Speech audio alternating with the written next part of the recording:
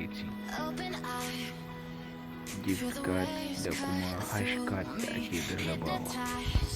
Mu shiga mana gashi kun gani gashi nan mining, kun ga yana ta mining. Akalla gashi nan dai ni ma ban tara da yawa ba, ina da guda 20 ba yawa. To ga ƙasa nan an sa receiving, duk inda kuka ga ya tare ya kai guda 150 sai kai receiving kun ga na karɓa da dawo zero.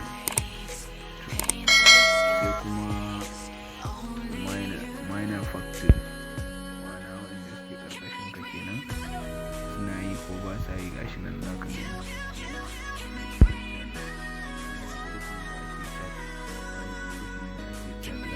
Tambaya a cikinsa ko kai kwashin ko kai waya ku tattauna da juna. Sai wajen hash card, nan za su baka wasu hash card wanda za ka ringa ɗauka ka je kai posting a social media. Idan kuma join za ka yi, za ka ga wajen join shi.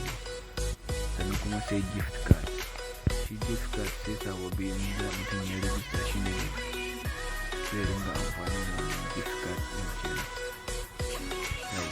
To sai ga labari, ma'ana ne duk wani updated abu da za ka ringa nema da gashi ka gani. Gashi nan ana magana price ne ana. Ethereum price zai fita.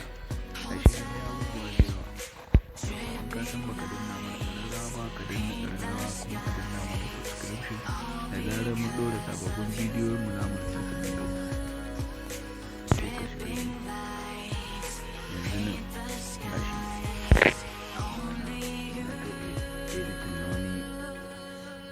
Abubuwanka za ka danna wannan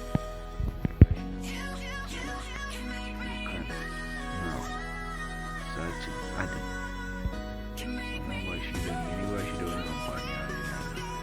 Ga personal setting, ga language, ga feedback, ga downloading, ga BTC. Da suna ba da giveaway da BTC yanzu.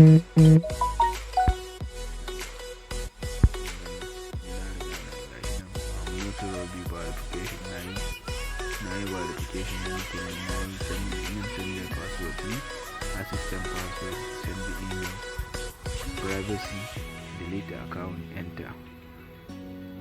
Na fita. Na tabbata dai yanzu duk wanda ya register da wannan abu zai gane a za a yi amfani da shi 100%. Mun gode. Ku kasance wato MBT Pro. Mun gode.